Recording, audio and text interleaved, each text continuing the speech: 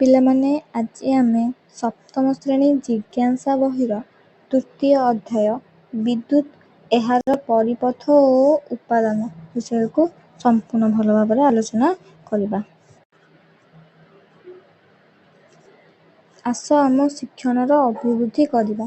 1 number, ଭୁଲ ଉକ୍ତିକୁ ବାଛ। କ. ବିଦ୍ୟୁତ୍ ପରିପଥରେ ବିଦ୍ୟୁତ୍ ସ୍ରୋତର ଉତ୍ସ ହେଉଛି ଗୋଟିଏ ସୁଇଚ୍। ଖ. ଗୋଟିଏ ସୁଇଚ୍ ବୈଦ୍ୟୁତିକ ପରିପଥକୁ ସମ୍ପୂର୍ଣ୍ଣ ସଂଯୋଗ ବା ବିଚ୍ଛିନ୍ନ କରିବାରେ ସାହାଯ୍ୟ କରେ। ଗ. ଆମ ଆବଶ୍ୟକ ପରିମାଣର ବିଦ୍ୟୁତ୍ ବ୍ୟବହାରକୁ ସୁଇଚ୍ ନିୟନ୍ତ୍ରଣ କରେ। ଘ. ଯେତେବେଳେ ସୁଇଚ୍ ବନ୍ଦ ଥାଏ ସେତେବେଳେ ଦୁଇ ଅଗ୍ର ମଧ୍ୟରେ ବାୟୁ ବ୍ୟବଧାନ ଥାଏ। ଏହି ମଧ୍ୟରୁ ସେ କହିଛି ଭୁଲ ଯୋଉଟା ସେଇଟାକୁ ବାଛିବାକୁ। ଭୁଲ କୋଉଟା ପିଲାମାନେ? କ. ଏଇଟା ହେଉଛି ଭୁଲ ଅଛି। ବିଦ୍ୟୁତ୍ ପରିପଥରେ ବିଦ୍ୟୁତ୍ ସ୍ରୋତର ଉତ୍ସ ହେଉଛି ଗୋଟିଏ ସୁଇଚ୍। ଏଇଟା ହେଉଛି ଭୁଲ ଉତ୍ତର। 2 ନମ୍ବର, ଚିତ୍ର 3.16କୁ ନିରୀକ୍ଷଣ କର। କେଉଁ ସାମଗ୍ରୀ ସହ କ ଓ ଖ ଅଗ୍ରକୁ ଯୋଗ କଲେ ବତୀ ଜଳିବ ନାହିଁ? ଉତ୍ତର, କାଠ, ରବର କିମ୍ବା ପ୍ଲାଷ୍ଟିକ୍ ସଂଯୋଗ କଲେ ବିଦ୍ୟୁତ୍ ବଲ୍ବ ଜଳିବ ନାହିଁ।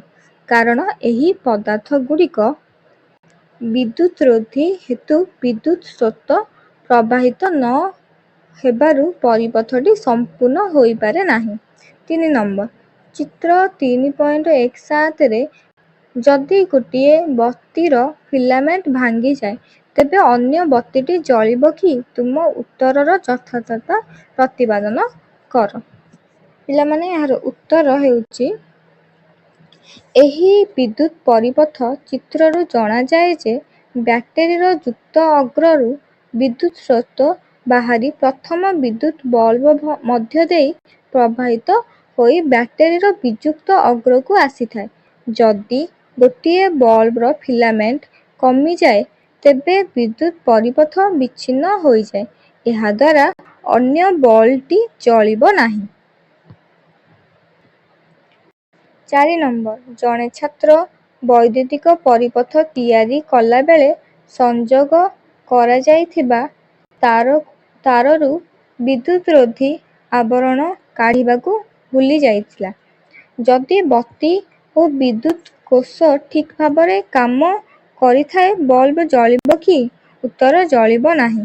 କାରଣ ବିଦ୍ୟୁତ୍ ସ୍ରୋତ ତାର ମଧ୍ୟ ଦେଇ ପ୍ରବାହିତ ହେବ ନାହିଁ। 5 ନମ୍ବର, ବୈଦ୍ୟୁତିକ ଉପାଦାନମାନଙ୍କ ପାଇଁ ସଂକେତ ବ୍ୟବହାର କରି ଗୋଟିଏ ଟର୍ଚ୍ଚ ପାଇଁ ପରିପଥ ଚିତ୍ର କର। ଉତ୍ତର, ବୈଦ୍ୟୁତିକ ଉପାଦାନଗୁଡ଼ିକ ପାଇଁ ସଂକେତ ବ୍ୟବହାର କରି ଗୋଟିଏ ଟର୍ଚ୍ଚ ପାଇଁ ପରିପଥ ଚିତ୍ର ନିମ୍ନରେ ଦର୍ଶାଗଲା। ଠିକ୍ ଏହିଭଳି ଭାବରେ ଚିତ୍ର କରିବ ପିଲାମାନେ। 6 ନମ୍ବର, ଚିତ୍ର 3.18ରେ କ. ଯଦି ସୁଇଚ୍ S2 ଅନ୍ ଅବସ୍ଥାରେ ଓ ସୁଇଚ୍ S1 ଅଫ୍ ଅବସ୍ଥାରେ ରହେ କେଉଁ ବଲ୍ବଟି ଜଳିବ? ଖ. ଯଦି switch S2 of O S1 on ଅବସ୍ଥାରେ ରହେ କେଉଁ ବଲ୍ବଟି ଜଳିବ? ଗ. ଯଦି S1 ଓ S2 ଉଭୟ ଅନ୍ ଅବସ୍ଥାରେ ରହେ ତେବେ କେଉଁ ବଲ୍ବଟି ଜଳିବ? ଯଦି S1 ଓ S2 ଉଭୟ ଅଫ୍ ଅବସ୍ଥାରେ ରହେ ତେବେ କେଉଁ ବଲ୍ବଟି ଜଳିବ? ଉତ୍ତର ଲେଖିବା ପିଲାମାନେ। ଉତ୍ତର, ବଲ୍ବ L1 ଓ L2 ବଲ୍ବ ଜଳିବ ନାହିଁ। ଖ. ର ଉତ୍ତର ହେଉଛି ବଲ୍ବ L1 ଓ L2 ବଲ୍ବ ଜଳିବ ନାହିଁ।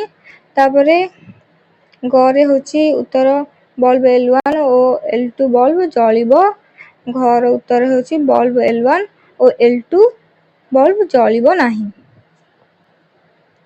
7 ନମ୍ବର, ଚିତ୍ର 3.19ରେ ଦର୍ଶାଯାଇଥିବା ଭଳି ଭାରତୀ ଏକ ବିଦ୍ୟୁତ୍ ପରିପଥ ତିଆରି କଲା। ପରିପଥକୁ ବନ୍ଦ କରିବା ପରେ ମଧ୍ୟ ବତୀ ଜଳିଲା ନାହିଁ। ଏହାର ସମ୍ଭାବ୍ୟ କାରଣ କ'ଣ ହୋଇପାରେ? ଏକ ଅସଫଳ କାର୍ଯ୍ୟର ଯେତେ ଅଧିକ ସମ୍ଭାବ୍ୟ କାରଣ ଚିନ୍ତା କରୁଛ ତାହା ଲେଖ। ଏ ବତୀ କାହିଁକି ଜଳିଲା ନାହିଁ, ଏହା ଜାଣିବା ପାଇଁ ତୁମେ କ'ଣ କରିବ? ଉତ୍ତର ଲେଖିବା ପିଲାମାନେ। ଉତ୍ତର, ଭାରତୀ ବିଦ୍ୟୁତ୍ ପରିପଥକୁ ବନ୍ଦ କଲା ପରେ ମଧ୍ୟ ବତୀ ଜଳିଲା ନାହିଁ। ଏହାର ସମ୍ଭାବ୍ୟ କାରଣଗୁଡ଼ିକ ନିମ୍ନରେ ଦର୍ଶାଗଲା। କ. ବିଦ୍ୟୁତ୍ ବଲ୍ବ ବା ବତୀର ଫିଲାମେଣ୍ଟ ଛିଣ୍ଡିଯାଇ ପାରିଥାଏ ବା ଭାଙ୍ଗି ଯାଇଥାଏ, ଅର୍ଥାତ୍ ବତୀଟି ଫ୍ୟୁଜ୍ ହୋଇଯାଇଥାଇପାରେ। ଖ. ବିଦ୍ୟୁତ୍ ପରିପଥରେ ସଂଯୋଜକ ତାର ଢିଲା ହୋଇ ଠିକ୍ ଭାବରେ ସଂଯୁକ୍ତ ହୋଇନଥାଇପାରେ। ଏହା ଫଳରେ ପରିପଥଟି ବିଚ୍ଛିନ୍ନ ରହିବା ସ୍ୱାଭାବିକ ଅଟେ। ଗ. ସଂଯୋଜକ ତାରର ଦୁଇ ପ୍ରାନ୍ତରେ ଥିବା ବିଦ୍ୟୁତ୍ରୋଧୀ ଆବରଣ ଠିକ୍ ଭାବରେ ବାହାର କରାଯାଇ ନଥାଇପାରେ। ଘ. ପରିପଥରେ ବ୍ୟବହୃତ ବିଦ୍ୟୁତ୍ ସେଲ୍ ସରିଯାଇଥାଇପାରେ ଅଥବା ବିଦ୍ୟୁତ୍ ସ୍ରୋତର ଉତ୍ସ ହୋଇନଥାଇପାରେ, ଅର୍ଥାତ୍ ବିଦ୍ୟୁତ୍ ସେଲ୍ଟି କାର୍ଯ୍ୟକ୍ଷମ ନଥାଇପାରେ। କାହିଁକି ଜଳିଲା ନାହିଁ, ସେଥିପାଇଁ କ'ଣ କରିବା? କ ରେ ଲେଖିବ ଉତ୍ତରରେ। ପ୍ରଥମତଃ ବତୀର ଫିଲାମେଣ୍ଟ ଚେକ୍ କରିବାକୁ ହେବ। ଯଦି ଏହା ଛିଣ୍ଡି ଯାଇଥାଏ, ତେବେ ବତୀକୁ ବଦଳାଇବାକୁ ପଡ଼ିବ। ଖ ରେ ଲେଖିବା ଦ୍ୱିତୀୟତଃ ସଂଯୋଜକ ତାରର ପ୍ରାନ୍ତଗୁଡ଼ିକ ଠିକ୍ ଭାବରେ ସଂଯୁକ୍ତ ହୋଇଛି କି ନାହିଁ, ତାହା ତଦାରଖ କରିବାକୁ ହେବ ଏବଂ ଯଦି ଠିକ୍ ଭାବେ ସଂଯୁକ୍ତ ହୋଇନଥାଏ, ତେବେ ତାରଗୁଡ଼ିକୁ ସଠିକ୍ ଭାବରେ ସଂଯୁକ୍ତ କରିବାକୁ ପଡ଼ିବ। ଗ ରେ ଲେଖିବା ସଂଯୋଜକ ତାରର ଦୁଇ ପ୍ରାନ୍ତରେ ରହିଥିବା ବିଦ୍ୟୁତ୍ରୋଧୀ ଆବରଣ ବାହାର କରାଯାଇଛି କି ନାହିଁ ଦେଖିବା। ଯଦି ବାହାର କରାଯାଇନଥାଏ, ତେବେ ଆବରଣକୁ ଠିକ୍ ଭାବରେ ବାହାର କରିବାକୁ ପଡ଼ିବ। ଘ ରେ ଲେଖିବା ଏସବୁ ପରେ ଯଦି ବଲ୍ବ ନ ଜଳେ, ତେବେ ବ୍ୟାଟେରୀକୁ ବଦଳାଇ ଦେଇ ଏକ ନୂତନ ବ୍ୟାଟେରୀ ସଂଯୋଗ କରିବାକୁ ହେବ। 8 ନମ୍ବର ଚିତ୍ର 3.20ରେ ଯେତେବେଳେ ସୁଇଚ୍ ବନ୍ଦ କରାଯିବ, କେଉଁ କ୍ଷେତ୍ରରେ ବଲ୍ବ ଜଳିବ ନାହିଁ? ପିଲାମାନେ ଚିତ୍ର କ, ଖ, ଗ, ଘ ଦେଖ। ଚିତ୍ର ଗ କ୍ଷେତ୍ରରେ ବଲ୍ବ ଜଳିବ ନାହିଁ କାରଣ ଏଲ୍ଇଡି ବଲ୍ବର ଯୁକ୍ତ ପ୍ରାନ୍ତଟି ବିଦ୍ୟୁତ୍ ସେଲ୍ର ଯୁକ୍ତ ପ୍ରାନ୍ତ ସହିତ ସଂଯୁକ୍ତ ହେବା ଆବଶ୍ୟକ। ଚିତ୍ର ଖ କ୍ଷେତ୍ରରେ ଏଲ୍ଇଡି ବତୀଟି ଯୁକ୍ତ ପ୍ରାନ୍ତଟି ବିଦ୍ୟୁତ୍ ସେଲ୍ର ବିଯୁକ୍ତ ପ୍ରାନ୍ତ ସହ ସଂଯୁକ୍ତ ହୋଇଛି, ତେଣୁ ବତୀଟି ଜଳିବ ନାହିଁ। 9 ନମ୍ବର ମନେକର ପ୍ଲସ୍ ଓ ମାଇନସ୍ ଚିହ୍ନ ସଂକେତ ବ୍ୟାଟେରୀରେ ପଢ଼ି ହେଉନାହିଁ। ବ୍ୟାଟେରୀର ଦୁଇ ଶେଷାଗ୍ରକୁ କିପରି ଚିହ୍ନଟ କରିବ, ତୁମ ମତ ଦିଅ। ଉତ୍ତର, ଏକ ବିଦ୍ୟୁତ୍ ସେଲ୍ର ଧାତବ ଟୋପି ପାର୍ଶ୍ୱଯୁକ୍ତ ଅଗ୍ର ଏବଂ କେବଳ ଧାତବ ଆବରଣ ଥିବା ପାର୍ଶ୍ୱ ବିଯୁକ୍ତ ଅଗ୍ର ହୋଇଥାଏ। 10 ନମ୍ବର ତୁମକୁ 6ଟି ବିଦ୍ୟୁତ୍ କୋଷ ଦିଆଯାଇଛି ଏ, ବି, ସି, ଡି, ଇ ଓ ଏଫ୍। ଏଥିରେ କେତେକ କାର୍ଯ୍ୟକ୍ଷମ ଓ ଅନ୍ୟ କେତେକ କାର୍ଯ୍ୟକ୍ଷମ ନୁହନ୍ତି। ଏକ ଶିକ୍ଷଣ କାର୍ଯ୍ୟର ପରିକଳ୍ପନା କର, ଯାହାଦ୍ୱାରା କେଉଁ କୋଷଗୁଡ଼ିକ କାର୍ଯ୍ୟକ୍ଷମ ଅଟନ୍ତି ଜାଣିହେବ। କ. ତୁମେ ଆବଶ୍ୟକ କରୁଥିବା ପଦାର୍ଥର ତାଲିକା କର। ଖ. ତୁମେ ଯେଉଁ ପ୍ରଣାଳୀ ଅନୁସରଣ କରିବ, ତାହା ଲେଖ।